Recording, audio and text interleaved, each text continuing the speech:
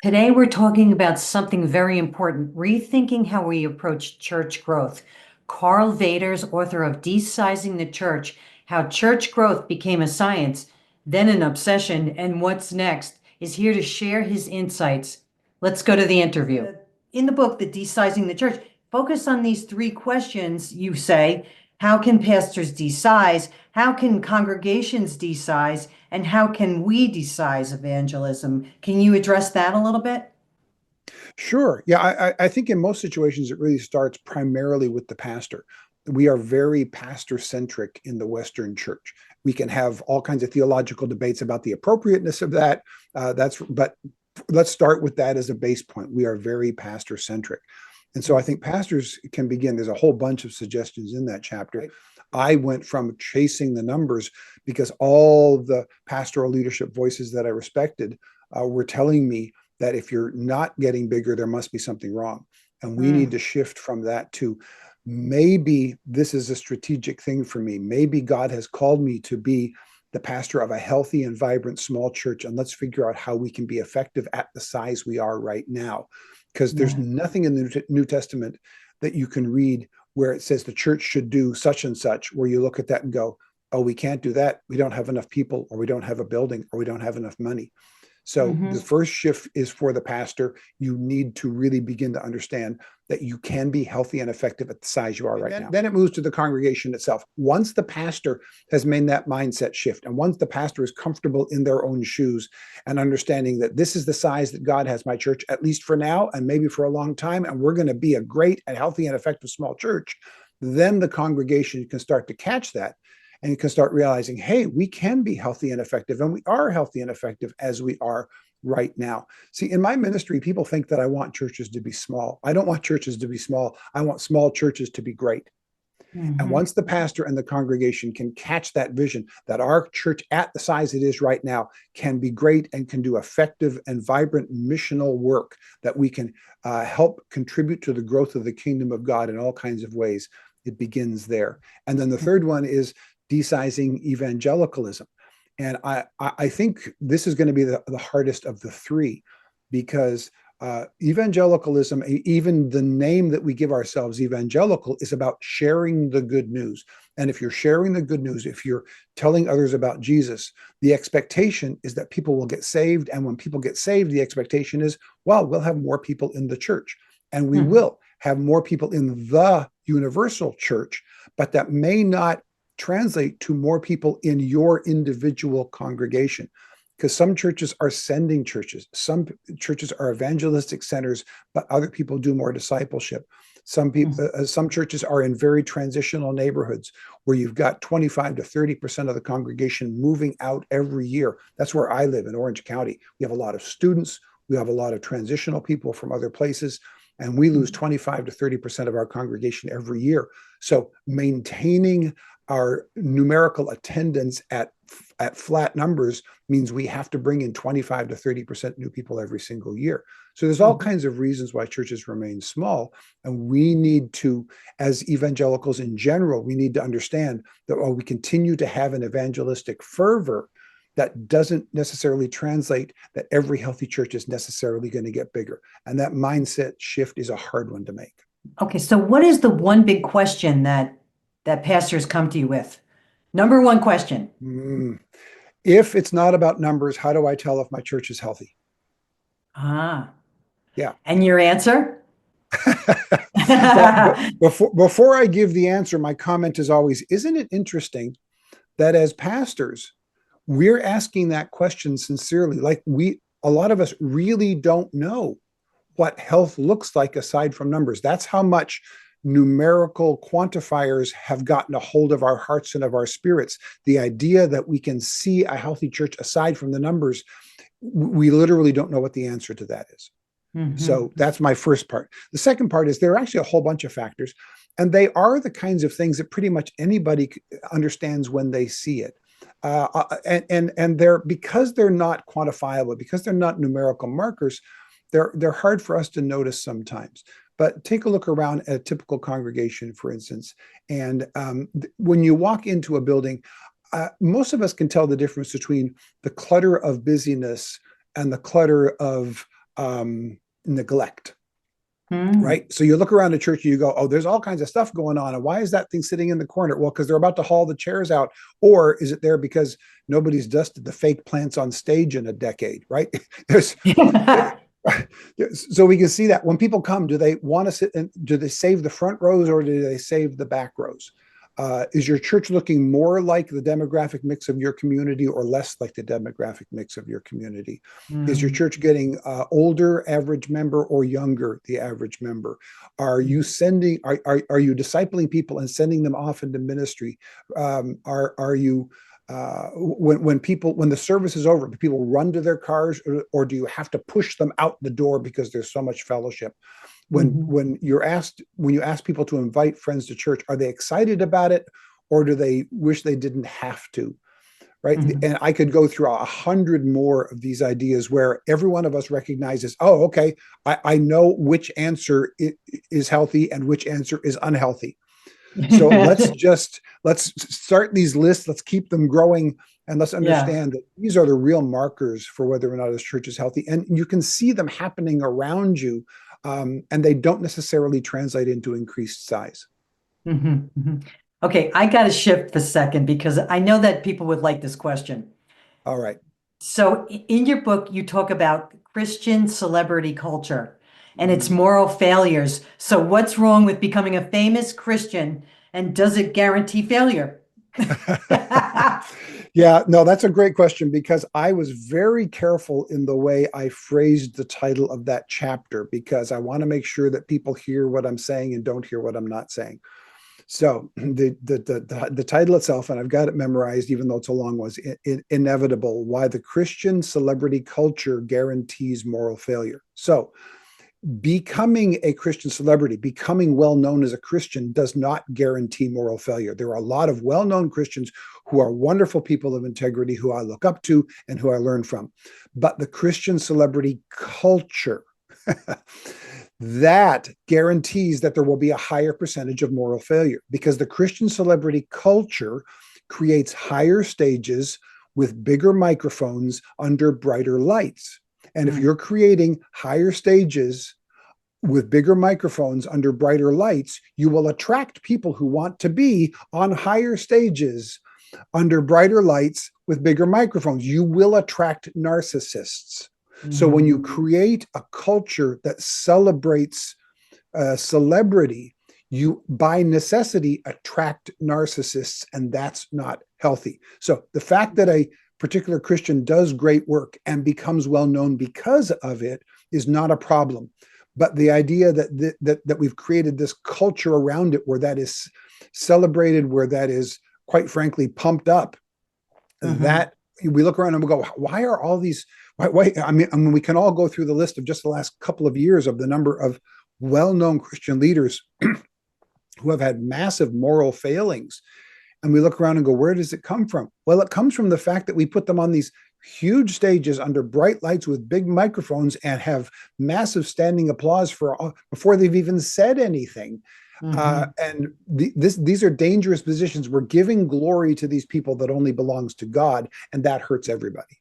Mhm. Yeah, because the Bible always says, do not make any object your God, right? So when Yep. they're standing there in front of a microphone, they're basically, worship me kind of thing. Maybe not like out and out saying worship me, but that's basically if they're big and they like it and they're not humbling themselves, you're on a dangerous highway there.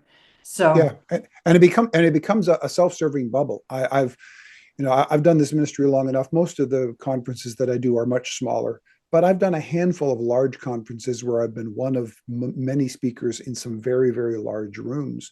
And I've met some really good speakers as well, some of the other folks that are in there.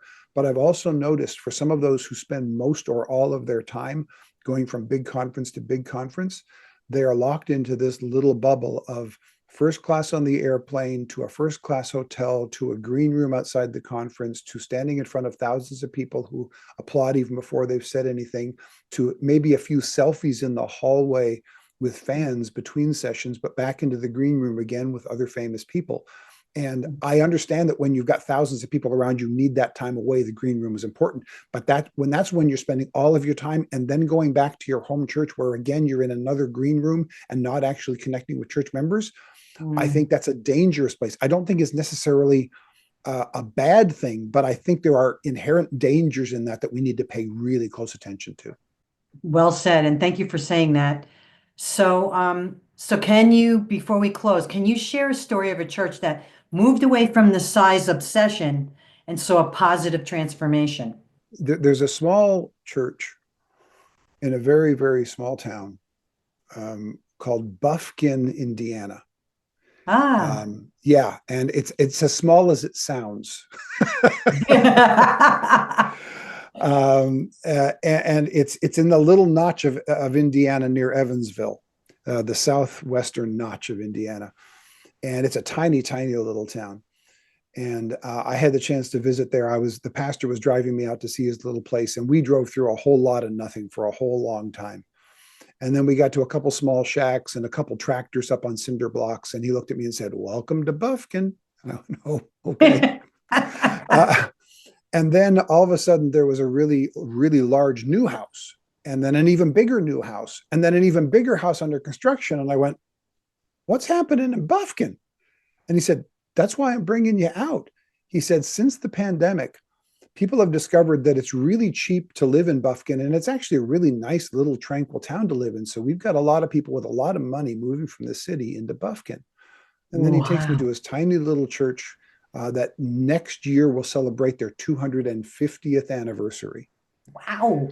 Yeah, yeah, tiny little church, just on a little mound in Buffkin. And as I'm standing there in his parking lot, I'm looking out, and I counted them. I saw 7 either brand new or under construction massive homes within Wow. eyesight of me over these hills and dales of this beautiful, tranquil place, Buffkin, Indiana. And and I said, "So what's happening here, and what are you doing? How are you responding to this?" And he said, "For a lot of years, I was really wondering why God called me to this tiny little place, and was just trying to get bigger and trying to get bigger." And as he's talking to me, one of the older ladies in the congregation pulled up and started walking out. She was coming in for the women's club that was meeting downstairs. And he said, "Actually, let me introduce you to her." And he introduced me to her. And he said, "Could you, this is, Pastor Karl Vaters," and told me who she was, and she was not impressed with who I was. So he told her who I was. And he said, "Can you tell Pastor Karl what our mission statement is?" And I thought, okay, 93-year-old Gladys in Buffkin, Indiana is not going to be able to memorize the mission statement of their church, right? Because that's not the demographic of it. But she looked at me, she said, "Of course I can. Our job is to worship Jesus and to help connect old Buffkin to new Buffkin." Oh, I went, "Whoa." And he yeah. went, "Yep, that's it." He looked at me and he said, "I've been teaching them that for over a year now, and everybody's got it. That's our job. We're going to worship Jesus, and we're going to help the new people moving to Buffkin to connect to the old people who are in Buffkin, because it's already creating some real tension in our town, and somebody needs to be the glue that connects old and new." And this was the Tuesday, I think, before Easter a couple of years ago. And after Easter, he texted me and told me we had 3 brand new families in our congregation on Easter Sunday, new people to Buffkin who'd never been to our church before. And they've said they loved it, and they're coming back next week. We're beginning to do our mission. And so this is non-numerical. This is about stories. And if I talk to Danny Reisinger now today, he'll have more stories and he'll know names of people. That's their mission. They've embraced the idea that in this small church, this historically significant church in this tiny little town, they're not out for numbers. They're out to connect people to each other. And so why did he bring you there? That's my question. Oh, yeah. I was there because I was doing a conference in Evansville. And he was at the conference, and he came to me and says, "My church is nearby. Would you like to come by? Because we've been using some of your material to help us kind of recalibrate from numbers driven to people driven. And I'd like you to see some of the impact and see what's in my town." And I thought, man, yeah, I've got some time. I'd love to learn that. So he drove me there because I was in that area for a conference already. And I love seeing what God is doing in these small churches and small towns. And so I had an opportunity to see what we often don't see if all we're doing is going from green room to green room and big conference to big conference. You don't see stories like that. But those are the kind of stories that really energize me. So that's why I love doing the smaller groups in the smaller towns and the out of the way places. And so you are like this consultant to so many. And so if there's one truth about God's faithfulness, you'd want every pastor and leader to remember, as they rethink church growth, what would it be? Jesus is and will use your church at the size it is right now. You don't have to become a bigger church for God to use you. You don't need more money for God to use you. You don't need a building if you don't have a building in order for God to use you. Your church right now is big enough right now to do right now what Jesus is calling you to do right now. Wow, very good. And so you can get the book, Deci-Sizing the Church, How Church Growth Became a Science, then an Obsession, and What's Next. And you can go to his website, karlvaters.com. We'll put that up. And he also wrote a little book called, can you just reflect on it really quick? Grasshoppers. Yeah, The Grasshopper Myth was the first book that I wrote 12 years ago. And it's a story that I wrote about the frustration that I had, the little bit of a story that we told at the beginning of this, of my frustration of not growing bigger. And as I started learning about the importance of smaller churches, I wrote down some of those things that had encouraged me. And I put out this little book, self-published, called The Grasshopper Myth. Weird title, weird book, weird subject matter. 12 years ago. It's still self-published, but it still continues to sell like crazy. It's currently being translated into its fifth translation language. It's really hitting not just around the country, but around the world. So if you've got a pastor, or if you are a pastor who's really just discouraged about the size of your church and you need encouragement, the Grasshopper Myth is a pretty good place to start to get encouraged about the value of your ministry may be bigger than you think it is. Wonderful. And what would you like to leave my audience with today? Pastor, you, because I know your audience is way more than pastors, but I have a real heart for pastors. So I want to speak to the fellow pastors out there, especially pastors who are in a position maybe where I am. Pastor, you're probably doing a much better job than you think you are. Your church may be small, but your ministry is not, and your impact on the kingdom does not have to be. And small church member, you are where God put you as well. So it is time for us to step up and say, what can we do because we're small that maybe we wouldn't be able to do while we're big? And let's lean into the positives of the small rather than being upset that we're not getting bigger. Thanks for tuning in. And if you enjoyed this interview, I'd love to hear your thoughts. Drop a comment below. And don't forget to like, subscribe, and share for more Christ-centered conversations. Visit the website, thecallwithNancySabato.com, for more resources. Until next time, all glory and honor to King Jesus.